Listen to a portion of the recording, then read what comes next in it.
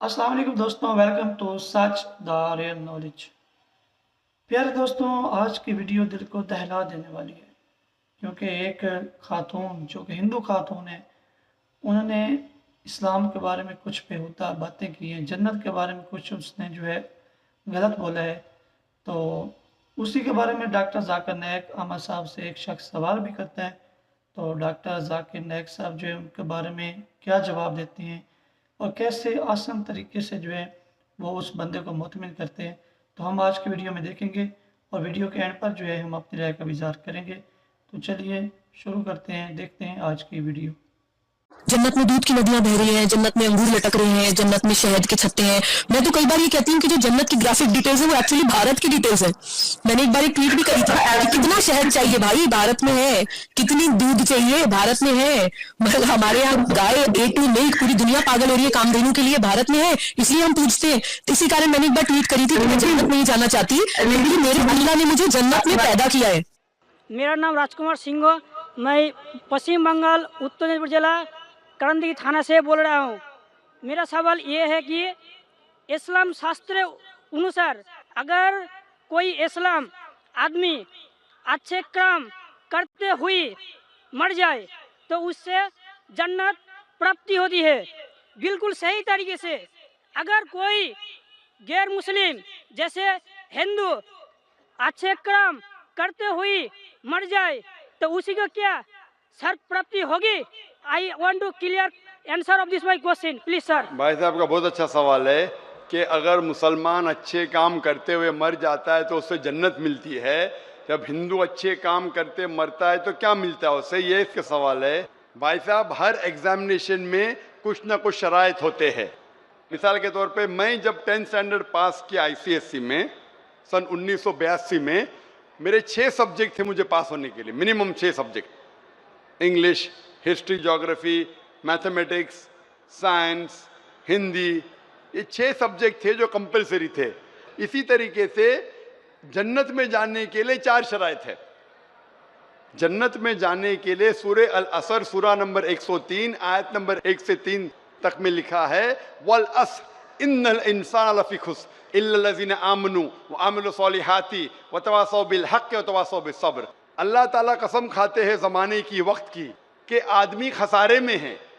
सिर्फ वो लोग नजात पाएंगे जो लोग के पास 4 चीजें हैं। नंबर 1 ईमान, नंबर 2 अमल सॉलिहात, अच्छे अमाल करना, नंबर 3 वतवासौ बिल हक़, लोगों को अच्छाई की तरफ बुलाना, और नंबर 4 वतवासौ बिस सब्र, लोगों को सब्र की तरफ बुलाना। तो जन्नत में जाने के लिए सूरे अल असर के मुताबिक 4 चीजों की जरूरत है।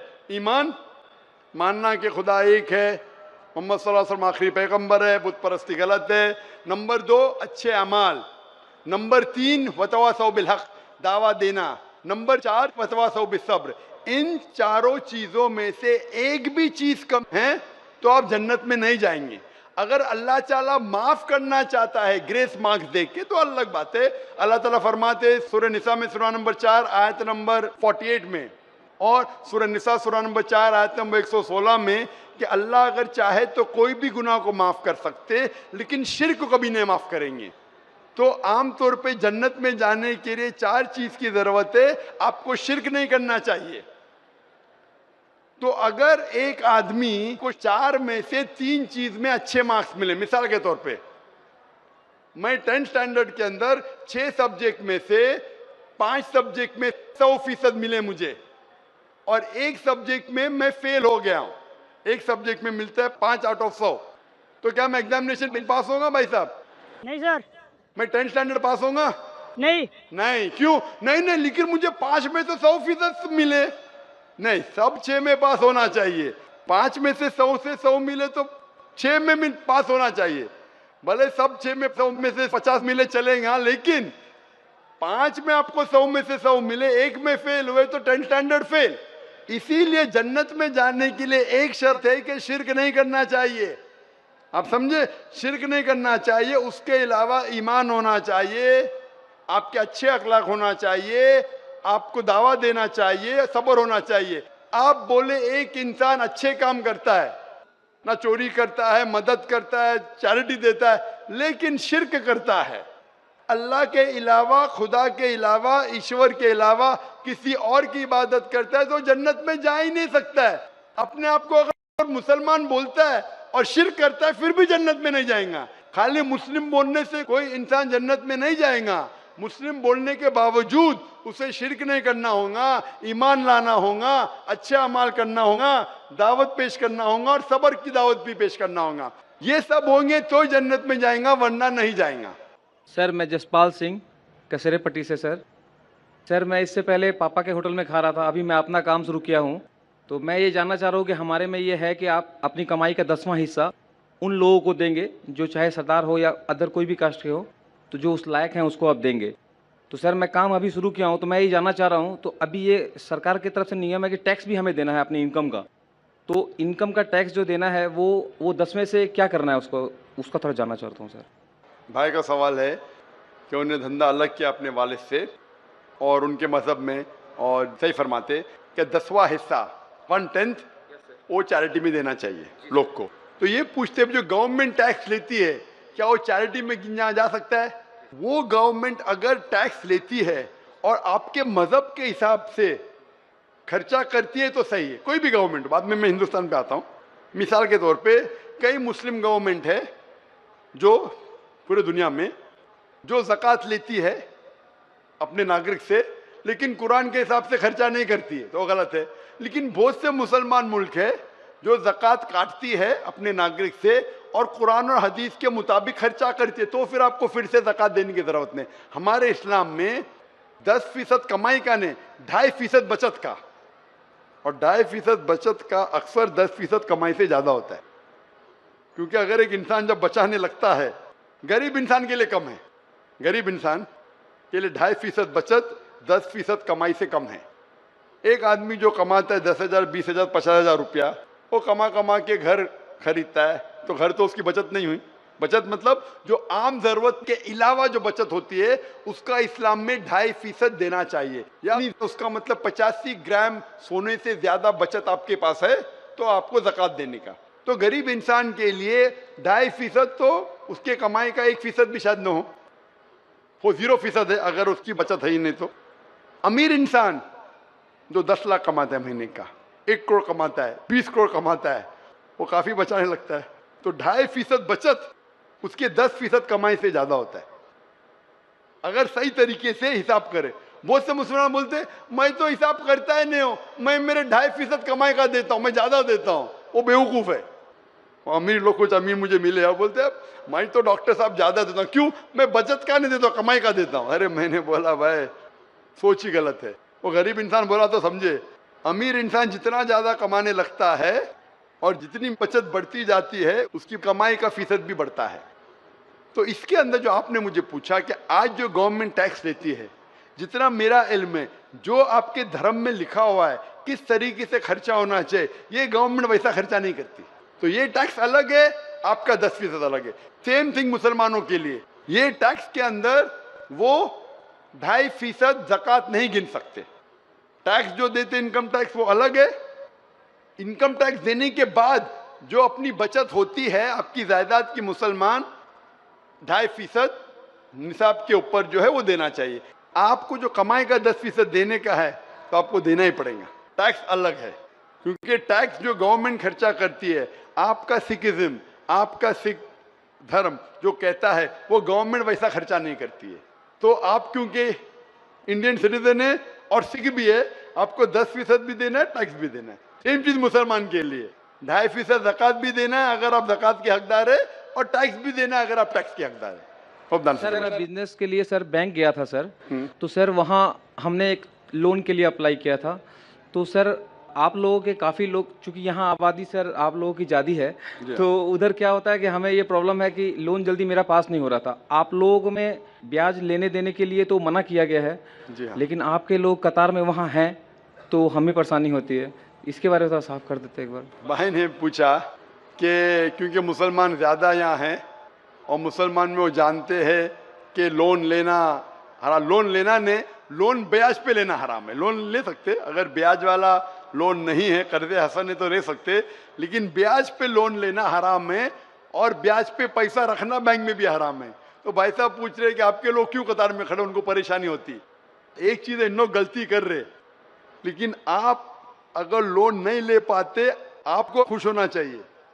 इन लोग खड़े दुखी है, मैं आपके साथ हूं, लेकिन आपको अगर लोन नहीं मिला मैं खुश हूं, क्योंकि भले आपके धर्म में मना है क्या नहीं है, आपको नुकसान तो होगा। मैंने तकरीर किया हूं, interest free economy promulgated by the Quran, के रिबा के बिना, ब्याज के बिना जो माशरा तरक्की करता है वो सबसे बेहतरीन तरक्की करता है। अभी मौका नहीं सवाल जवाब के अंदर कि मैं 2 घंटे की तकरीर करूं, लेकिन जो बिजनेसमैन ब्याज नहीं लेता है वो ज्यादा तरक्की करता है। मिसाल के तौर पे आज अगर आप शेयर करेंगे कंपनी की, जो कंपनी डेट फ्री है, अगर कंपनी, अक्सर बड़ी कंपनी का बैंक से लोन लेती है, वो क्या करती है, शेयर फ्लोट करती है। पब्लिक लिमिटेड शेयर फ्लोट करती है, बोलती ब्लॉक से बोलती है आप पैसा लगाओ मेरे कंपनी में, जो मुनाफा होगा मिल बांट के लेंगे। तो ये कंपनी के लिए भी अच्छा है, लोग के लिए भी अच्छा है। ये जो ब्याज के वजह से अमीर आदमी और अमीर होता है, गरीब आदमी और गरीब होता है, अमीर आदमी और अमीर होता है, गरीब आदमी और गरीब होता है। इसीलिए ब्याज एक नासूर है माशरे के लिए। जो 2008 में जो क्राइसिस हुए थे, इकोनॉमिक क्राइसिस, पता है ना, सिटी बैंक, लीमैन ब्रदर्स, आप बिजनेसमैन तो जानते हैं ना, लीमैन ब्रदर्स का नाम सुनेंगे। सिटी बैंक जो 2008 में 4 साल पहले पूरा डिबैकल हुआ, पूरा गिरने लगा ब्याज की वजह से। तो इसीलिए ब्याज लेना देना गलत है। मेरी आपसे दरखास्त है कि आप कतार में मत खड़े रहो, अपने कोई भाई से बोलो भाई साथ में धंधा करेंगे, मिल बांट के खाएंगे, उसमें आपकी भी तरक्की होगी, उनकी भी तरक्की होगी और माशरा भी सुधरेगा। Hope the answer the question. अब हम चलते हैं माइक नंबर 3 पर। माइक नंबर 3 पर अगर कोई गैर मुस्लिम भाई मौजूद हैं तो अपना सवाल कर सकते हैं। हेलो, हाँ मैं हिंदू हूँ लेकिन मैं मुसलमान बनना चाहता हूँ।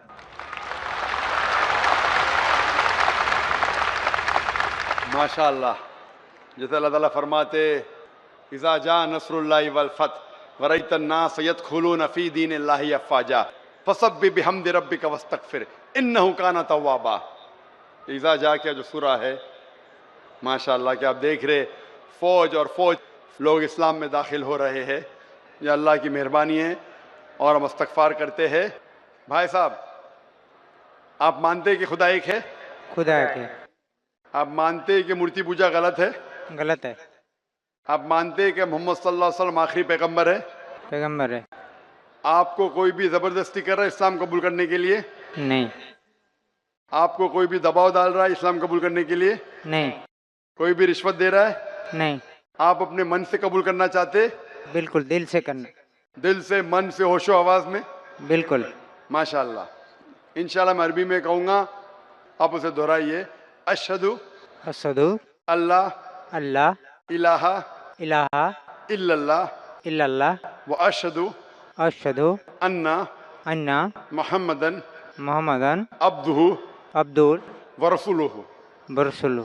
मैं शहादत देता हूँ शहादत देता कि अल्लाह के अलावा का अलावा कोई माबूद नहीं कोई माबूद नहीं और मोहम्मद सल्लल्लाहु सल्लल्लाहु अलैहि वसल्लम उसके पैगंबर और बंदे हैं।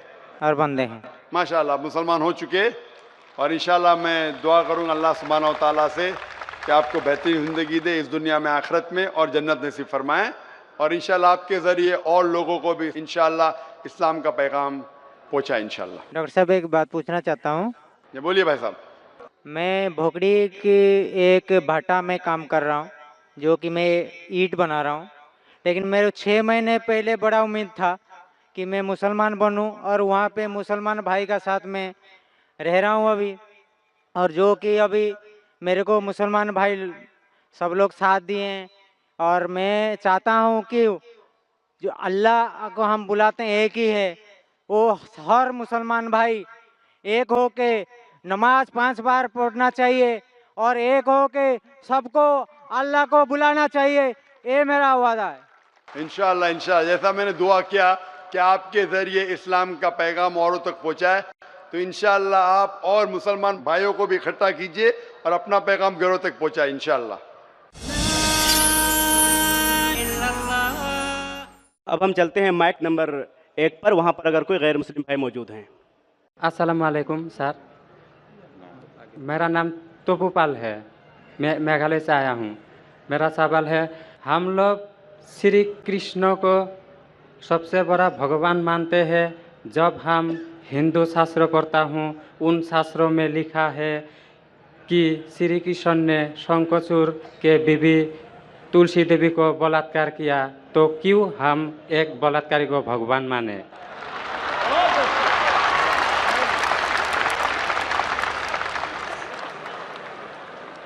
भाई साहब का सवाल है कि हम श्री कृष्ण को भगवान मानते हैं, अगर उसने बलात्कार किया है तो बलात्कारी को भगवान क्यों माने।